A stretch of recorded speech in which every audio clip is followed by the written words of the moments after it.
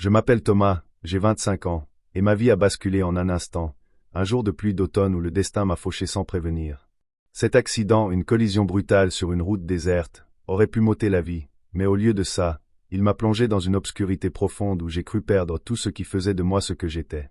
Perdu, blessé, brisé, je ne devais mon salut qu'à elle, cette femme mystérieuse dont j'ignorais encore tout, mais qui allait bouleverser mon existence à jamais. Elle s'appelait Élise, et je la rencontrai la première fois quand mes paupières s'ouvrirent sur un monde de douleurs sourdes, dans une maison à la fois chaleureuse et inquiétante, à 1000 lieues de tout ce que j'avais connu. Élise avait une quarantaine d'années, un visage d'une beauté rare, sculpté par le temps et une grâce presque hypnotique. Son regard d'un bleu profond semblait sonder mes pensées sans que je prononce un mot. Elle me dit doucement que j'étais en sécurité, que tout irait bien, qu'elle s'occuperait de moi. Sans savoir pourquoi, je me laissais emporter par cette voix calme, comme un refuge dans le chaos de ma vie brisée. Jour après jour, elle soigna mes blessures, veilla à ce que je mange, que je me repose, que je reprenne peu à peu conscience de mon corps. Je sentais cette présence rassurante mais aussi une tension, une intensité silencieuse qui ne cessait de grandir entre nous. Élise avait cette manière délicate de s'occuper de moi qui dépassait la simple compassion, comme si elle tissait un lien invisible, puissant, qui m'enchaînait à elle. Les jours se transformèrent en semaines, et je devins dépendant d'elle, non seulement physiquement mais aussi mentalement. Je pensais qu'elle était une mère de substitution, une ange gardien dans cette épreuve, mais au fond de moi, je sentais une autre vérité, plus trouble, plus ardente, se dessiner. Ses gestes, ses regards, ses silences prenaient un sens différent, chargés d'une promesse à la fois terrifiante et irrésistible.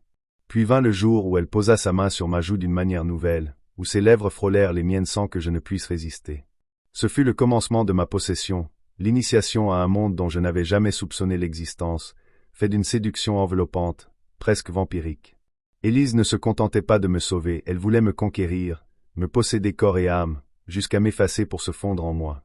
La maison devint notre sanctuaire, un théâtre d'ombre et de lumière où elle m'entraînait dans des jeux d'ombre et de passion, où chaque baiser, chaque caresse portait le poids d'une domination douce mais ferme, d'un contrôle absolu.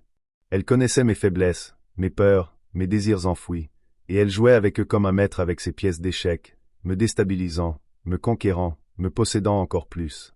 La peur et le désir se mêlaient dans un tourbillon enivrant où je perdais toute notion du temps, de l'espace, de moi-même. Je me surprenais à attendre ses ordres, à chercher son regard pour y lire le commandement muet de m'abandonner. Pourtant, dans cet abandon, il y avait une étrange forme de liberté, celle de me sentir désiré, nécessaire, unique à ses yeux, même si cette unicité était une cage dorée. Petit à petit, elle me modela à son image, me transformant en un homme nouveau, fragile et puissant à la fois, soumis et maître dans ce jeu de possession. Nos corps s'entrelaçaient comme une danse rituelle, où chaque mouvement était empreint de passion et de soumission, d'amour et de contrôle. Je découvris en elle une femme qui, sous ses airs protecteurs, cachait un passé torturé, des blessures qu'elle pensait par cette emprise sur moi, cette fusion intense. J'appris que sa solitude était abyssale, qu'elle cherchait dans cette relation une façon d'exister, de s'affirmer, de dominer enfin le chaos qui l'habitait.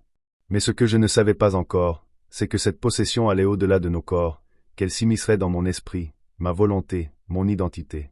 Élise avait un pouvoir sur moi que je ne comprenais pas encore, une force presque surnaturelle qui me poussait à renier mon passé, à effacer mes souvenirs pour ne garder que son image, son odeur, sa voix. J'étais devenu son amant, son objet de désir, son complice dans une aventure hors du commun, mais aussi sa victime consentante, captive d'un amour dévorant. Les jours s'écoulaient dans une douce folie, où je perdais pied entre rêve et réalité, où l'amour se mêlait à la dépendance dans une alchimie troublante. J'avais l'impression d'être à la fois vivant et mort, sauvé et perdu, possédé et libre. Un soir, alors que la nuit enveloppait la maison d'un voile silencieux, Élise me révéla qu'elle ne pouvait plus me laisser partir, que j'étais à elle, pour toujours. Ce n'était plus un choix, c'était une évidence. Mon cœur battait à tout rompre, emporté par un mélange d'angoisse et de désir, alors que je sentais en moi la naissance d'un feu inextinguible, celui de la possession totale. Je compris alors que cette femme m'avait sauvé d'une mort certaine, mais qu'elle m'avait aussi condamné à une vie nouvelle, complexe et passionnée, où je serais à la fois son sauvé et son prisonnier, son amant et son esclave, perdu dans l'immensité de son regard hypnotique.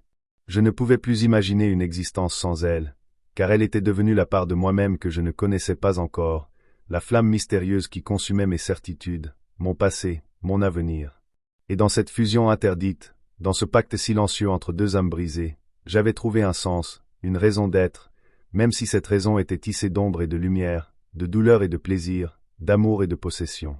Ainsi commença notre histoire, une histoire d'un homme sauvé par une femme, mais surtout d'un homme possédé par elle, corps et âme, pour l'éternité. Les jours suivants, je sentais que quelque chose changeait en moi, comme si Élise avait déverrouillé une porte que je ne savais pas qu'elle existait, une porte vers un territoire inconnu, à la fois fascinant et terrifiant. Chaque matin, je me réveillais à ses côtés, cette présence douce mais possessive qui m'enveloppait comme un cocon invisible. Pourtant, malgré la tendresse qu'elle dégageait, il y avait dans ses yeux une lueur intense, presque sauvage, qui ne laissait aucun doute sur le fait qu'elle contrôlait notre lien. Peu à peu, elle me montra que notre relation n'était pas seulement celle d'un homme et d'une femme qui s'aiment ou se sauvent l'un l'autre, mais un jeu subtil de domination et d'abandon, une danse délicate où chacun devait trouver sa place, son rôle, son pouvoir. Élise n'avait rien d'une maîtresse traditionnelle, elle ne cherchait pas la soumission brutale, mais plutôt une complicité secrète où le pouvoir s'échangeait dans les gestes les plus simples, dans les regards les plus discrets. Elle m'apprit à écouter mon corps, à ressentir ses désirs profonds et à me laisser guider par eux sans résistance. Ses mains, expertes et tendres, exploraient chaque parcelle de ma peau, éveillant en moi des sensations nouvelles, parfois déroutantes, souvent enivrantes. Ce qui m'impressionnait le plus, c'était cette manière qu'elle avait de mêler douceur et fermeté, comme si elle incarnait à elle seule la lumière et l'ombre. Notre intimité devint un langage silencieux, un territoire sacré où seuls nos corps et nos âmes pouvaient s'exprimer. Mais cette relation, aussi belle et envoûtante fût-elle, n'était pas sans ombre. Parfois, je surprenais Élise dans des moments de solitude profonde, lorsque ses yeux se perdaient au-delà des fenêtres, comme si elle cherchait quelque chose ou quelqu'un que je ne pouvais atteindre. Je sentais alors la fragilité derrière sa force, une blessure invisible qu'elle cachait au monde entier, et même à moi. Je voulais lui demander, comprendre, la rassurer, mais une barrière invisible m'en empêchait. C'était comme si elle avait besoin de garder ce secret pour ne pas sombrer. Je décidai alors de ne pas la brusquer, de lui offrir cet espace, tout en restant là, présent, inconditionnellement. Et c'est ainsi, dans ce mélange d'ombre et de lumière, d'intensité et de silence, que notre histoire continua de s'écrire. Je m'ouvrais à elle, à ses mystères, à ses passions, mais aussi à ses souffrances. Je découvris que ce qui m'avait d'abord attiré, sa beauté, son mystère, sa puissance, en n'était que la surface d'un océan profond, complexe et parfois tumultueux. Je compris que pour être à ses côtés, je devais accepter non seulement son amour, mais aussi sa douleur, ses démons, ses combats intérieurs. Chaque nuit, elle me confiait des bribes de son passé, des histoires teintées de tristesse et de combat, des rêves brisés et des espoirs clandestins. Elle me parla de son enfance solitaire, de ses erreurs, de ces hommes qu'elle avait aimés et perdus, et de cette force qui l'avait poussée à se reconstruire, seule, dans l'ombre. J'écoutais, bouleversé, admirant cette femme qui malgré tout continuait à se battre, à aimer, à posséder et à être possédée. Ce partage nous rendait plus forts, plus unis, mais il creusait aussi en moi une inquiétude sourde. Étais-je prêt à être l'ultime encre dans son existence? Ou ne serais-je qu'une illusion passagère, un refuge temporaire dans sa quête éternelle de contrôle et de délivrance? Parfois, le doute me rongeait, m'obligeant à chercher en moi-même une raison, un sens à tout cela. Mais dès que je posais les yeux sur elle, ce doute s'effaçait, emporté par la puissance de son regard, par la douceur de son toucher. Peu à peu, je compris que je n'étais plus seulement un homme sauvé, ni même un amant possédé, mais un partenaire dans une danse étrange et fragile, une danse où nos âmes s'entrelaçaient, où nous cherchions ensemble un équilibre entre liberté et captivité, amour et domination. Et c'est dans cette tension que je trouvais ma nouvelle vie, une vie à la fois exaltante et dangereuse, où chaque jour, chaque geste, chaque souffle était empreint de ce mélange de passion, de mystère et de possession qui me liait à Élise, à jamais. Pourtant, même si je me laissais aller à cet abandon, au plus profond de moi, une petite voix restait éveillée, me rappelant qu'un jour, peut-être, je devrais choisir entre ma liberté et cette emprise douce et puissante qu'elle exerçait sur moi. Mais pour l'instant, je n'étais qu'un homme perdu, sauvé par une femme, et possédé par son amour sans limite, prêt à suivre son chemin, où qu'il me mène, dans la lumière ou dans l'ombre.